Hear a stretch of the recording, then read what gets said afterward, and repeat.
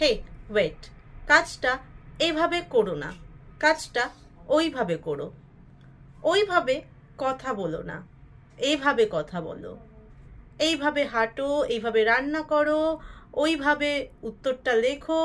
তো hello everyone, I am Sunita and welcome back to my channel. And আজকের ভিডিওতে আমরা শিখতে চলেছি এইভাবে কিংবা ওইভাবে দিয়ে কিভাবে ইংরেজিতে বাক্য বানাতে হয়। তো এইভাবে কিংবা ওইভাবে এর জন্য আমরা ইংরেজিতে ইউজ করতে পারি ইন দিস ওয়ে অথবা ইন দ্যাট ওয়ে। তো যদি এইভাবে থাকে তার জন্য আমরা ইউজ করব ইন দিস ওয়ে। এছাড়াও আমরা বলতে পারি লাইক দিস। আর ওইভাবের জন্য আমরা ব্যবহার করব ইন দ্যাট ওয়ে। এছাড়াও আমরা চাইলে বলতে পারি লাইক দ্যাট। আর তাছাড়াও আমরা চাইলে লাইকের পরে সো ইউজ করতে পারি, লাইক সো। তো আমরা প্রথমেই সেন্টেন্সটি লিখব অ্যান্ড তারপরে ইন দিস ওয়ে অথবা ইন দ্যাট ওয়ে অথবা like this, like that, like so.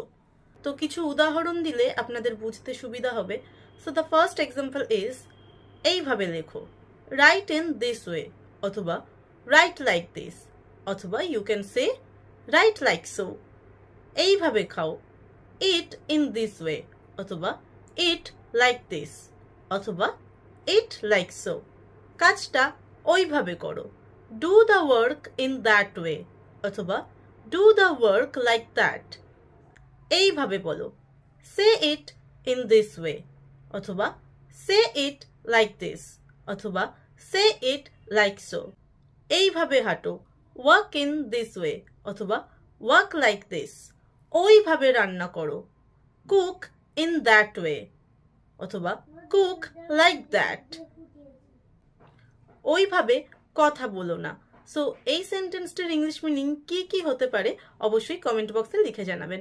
Thank you for watching, and if you like the video then please subscribe my channel and do like, share, comments. Bye by.